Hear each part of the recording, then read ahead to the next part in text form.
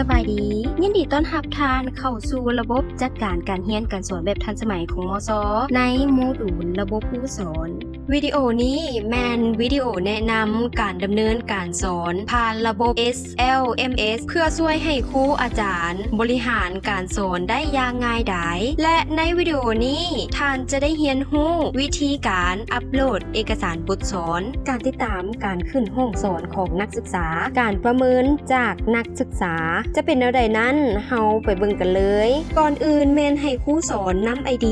และรหัสผ่านที่ทางแอดมินสร้างให้นำมาล็อกอินเข้าสู่ระบบให้กดเข้าไปที่ฟังก์ชันเอกสารบทสอนระบบจะแสดงพื้นที่ของการอัปโหลดเอกสารขึ้นมาหลังจากนั้นให้กดเพิ่มโฟลเดอร์ใส่ชื่อโฟลเดอร์เลือกซกเรียนและปีเรียนเลือกวิชาสอนเลือกห้องเมื่อใส่ข้อมูลครบถ้วนแล้วให้กดสร้างโฟลเดอร์หลังจากนั้นระบบจะแสดงโฟลเดอร์ที่ท่านได้สร้างขึ้นซึ่งจะแยกเป็นห้องเรียนให้ต่อมาให้กดเข้าไปในโฟลเดอร์ของห้องดังกล่าวท่านจะเห็นปุ่มอัปโหลดไฟล์ให้ท่านกดใส่แล้วเลือกไฟล์บทสอนของท่านแล้วกดอัปโหลดเพียงเท่านี้การอัปโหลดบทสอนของท่านก็สำเร็จแล้วและนักศึกษาห้องดังกล่าวก็จะเห็นผ่านแอปของนักศึกษาเองวิธีการติดตามการขึ้นห้องเพื่อให้ครูสอนติดตามและบันทึกการมาเรียนการขาดเรียนให้นักศึกษาในชั่วโมงที่ท่านสอนกดเข้าไปที่ฟังก์ชันติดตามสำหรับวิธีการบันทึกการมาเรียนการขาดเรียนสามารถเฮ็ดได้3วิธีคือวิธีที่1ครูสอนเป็นผู้หมายการขึ้นห้องเรียนให้นักศึกษาโดยการกดใส่รายวิชาดังกล่าวเลือกชั่วโมงใส่สถานะให้นักศึกษาถ้านักศึกษาคนใดบ่มาเรียน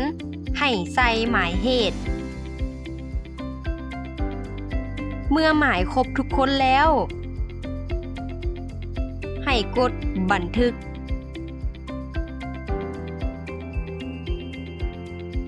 วิธีที่2ครูสอนเป็นผู้เปิด QR Code โดยการกดปุ่ม QR Attendance เลือกเวลาเรียนเลือกระยะเวลา QR แล้วกดปุ่มเริ่ม QR Section หลังจากนั้นให้นักศึกษา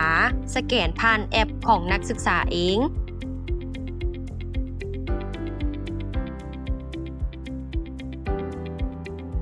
วิธีที่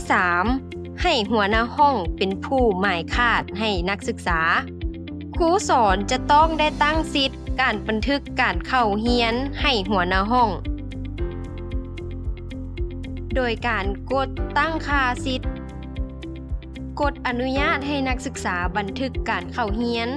เลือกชื่อของหัวหน้าห้อง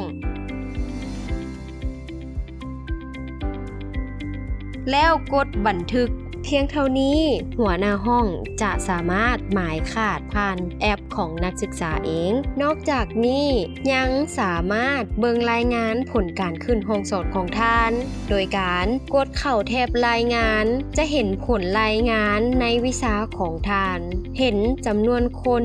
เข้าเรียนเท่าใด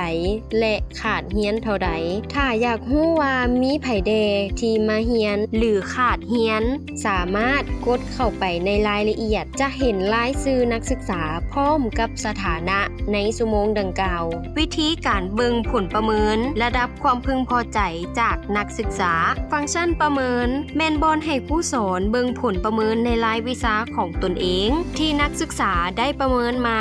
ระบบจะแสดงเป็นหน้ารายงานในที่นี้ท่านสามารถค้นหาตามสถานะในวิชาดังกล่าวถูกประเมินแล้วหรือบ่